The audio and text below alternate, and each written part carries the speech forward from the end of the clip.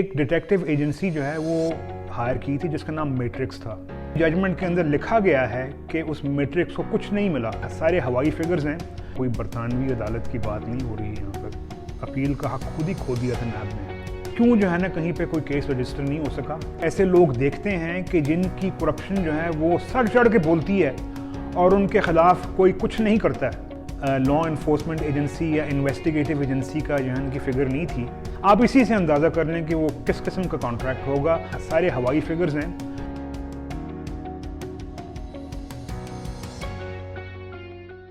یہ ایک Broad sheet نے فرم ہائر کی تھی جس کا نام سٹروز فرائڈبرگ ہے, اور یہ جو ثالث کا جو فیصلہ ہے اس کا سیکشن 5 ہے جس میں یہ تمام تفصیل لکھی گئی ہے. سٹروز فرائڈبرگ براڈ شیٹ نے ایک فورینزک انالیسس کے لیے ایک فرم ہائر کی تھی جنہوں نے JIT کی جو رپورٹ تھی اس کا ایک فورینزک اکاؤنٹنگ انالیسس کیا اور کہا جی کہ آپ کے اپنے فگرز کے مطابق جو اس کے اندر فگر بنتی ہے وہ یہ ہے, اور چونکہ ہمارا 20% جو ہے براڈ شیٹ کا 20% اس میں سے حصہ ہے تو آپ ان سے جو ہے معلوم نہیں کب جو ہے ریکور کریں گے, لیکن جو آپ کی اپنی فگرز ہیں, آپ کی JIT کی فگرز ہیں, وہ اس کے مطابق آپ ہمیں پے کریں.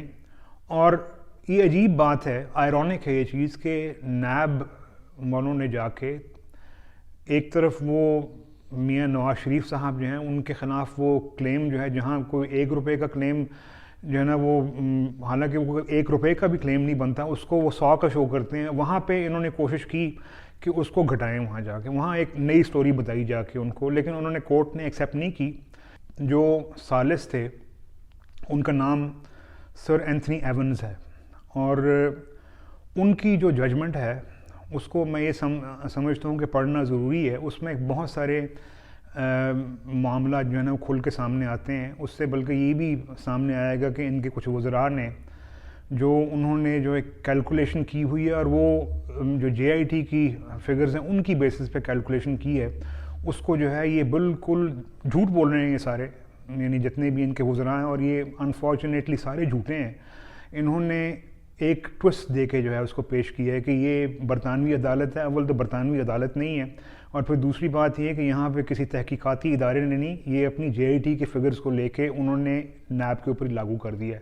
لیکن اس کے علاوہ کچھ حقائق سامنے آتے ہیں, اور وہ یہ کہ انہوں نے ایک ڈیٹیکٹیو ایجنسی جو ہے وہ ہائر کی تھی جس کا نام میٹرکس تھا, اور یہ بھی اسی ججمنٹ کے اندر لکھا گیا ہے کہ اس میٹرکس کو کچھ نہیں ملا.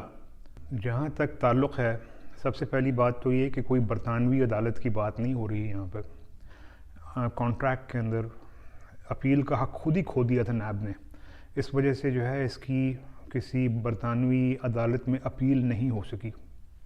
اور یہ کسی برطانیہ کے یا کسی اور ملک کے کسی حکومتی لا انفورسمنٹ ایجنسی یا انویسٹیگیٹو ایجنسی کا جو ہے ان کی فگر نہیں تھی. یہ انہوں نے JIT جو پاکستان کے اندر JIT بنی تھی جس میں ہماری ایجنسیوں کے لوگ شامل تھے, اس کی جو ہے فگرز انہوں نے لیں اور انہوں نے کہا یہ آپ کی اپنی فگرز ہیں, لہٰذا آپ نے جو ہمارا کانٹریکٹ کینسل کیا ہے لیکن اس لحاظ سے آپ کی اپنی فگرز کے مطابق یہ جو ہے فگر بنتی ہے میاں نواز شریف کے ایسٹس کی, ہمیں آپ اس میں سے 20% جو ہے وہ واپس کریں. اور آپ یعنی یہ دیکھ لیں کہ جو اور ستم ظریفی یہ ہے کہ اس معاہدے میں, اس کانٹریکٹ میں یہ شک رکھی گئی تھی کہ اگر آپ کچھ پیسہ ریکور کر کے دیں تو اس میں سے 20% آپ کا, لیکن اگر حکومت پاکستان کہیں اور سے بھی ریکور کرے اس کا بھی 20% جو ہے وہ براڈ شیٹ کو جائے گا.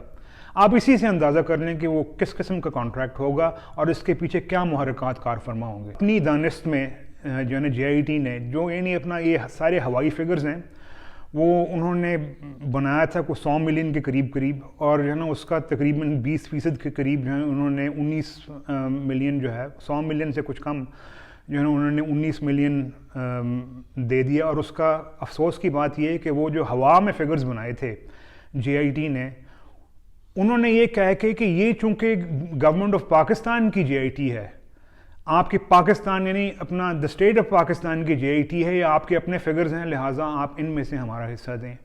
اور وہ انہوں نے کس سے وصول کیا؟ پاکستانی عوام سے, پاکستانی ٹیکس پیئر سے وصول کیا.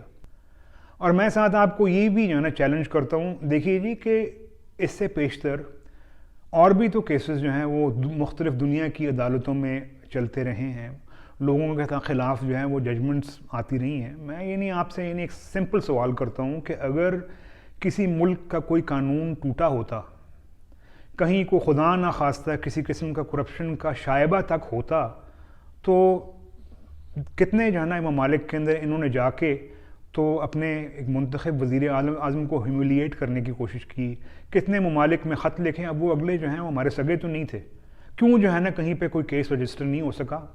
انفارچونیٹلی یہاں پہ آپ ایسے لوگ دیکھتے ہیں کہ جن کی کرپشن جو ہے وہ سر چڑھ کے بولتی ہے اور ان کے خلاف کوئی کچھ نہیں کرتا ہے۔